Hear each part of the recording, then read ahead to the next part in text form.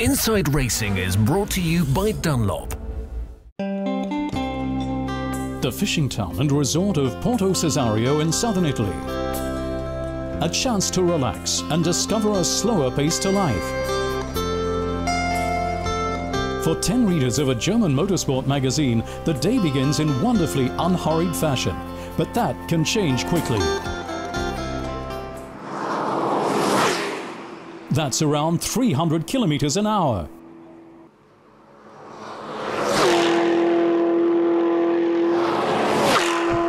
"350 kilometers an hour looks like that.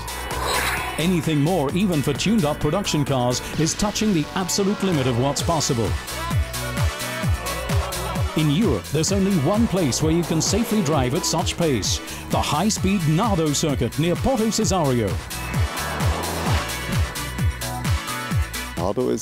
Nardo's a good opportunity to really test out your car and give it a proper drive, to get up to top speed easily without huge effort. You can take a look at your instruments and check everything for once. You can't do that in Germany on the Autobahn, despite how fast we're allowed to go. But here it's a good opportunity to do that for once.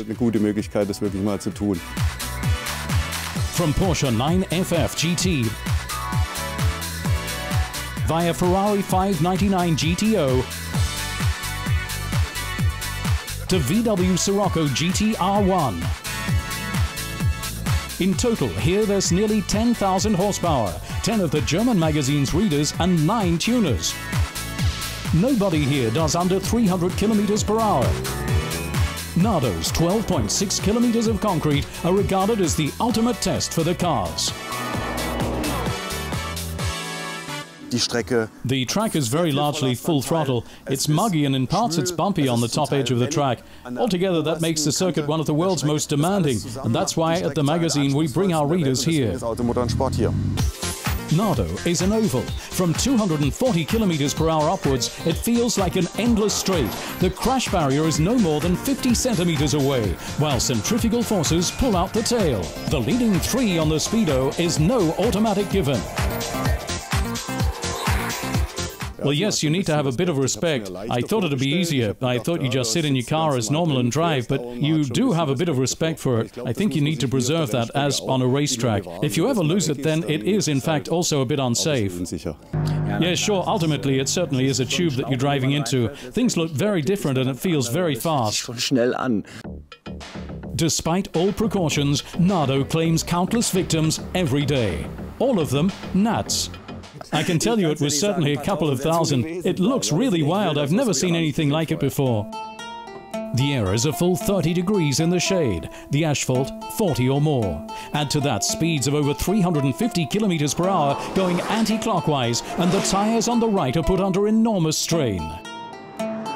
While at up to 250 kilometers per hour there are no lateral forces, above that they do come into play, and we therefore get a distribution of the tire load onto this right side.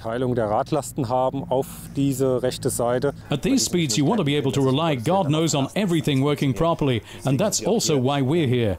We've got our race engineers and our support team on site in order to ensure that nothing can happen. However, it's also the ultimate test of the tire's performance. For 10 years, Jan Vathauer has been trying to break the 400 mark with his Porsche 9FF. The circuit record of 404 kilometers an hour has stood since 1969. Even at night, at mild temperatures, the bioethanol Porsche just fails to reach the target. At 393 kilometers per hour, it's Nardo's fastest of 2011, but still 7 kilometers an hour short of making Jan happy.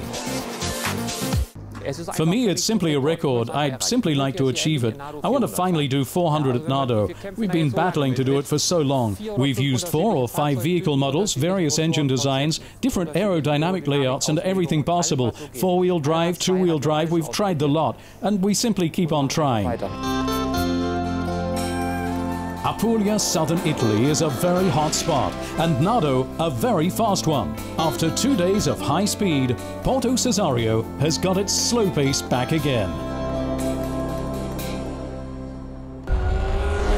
Inside Racing was brought to you by Dunlop.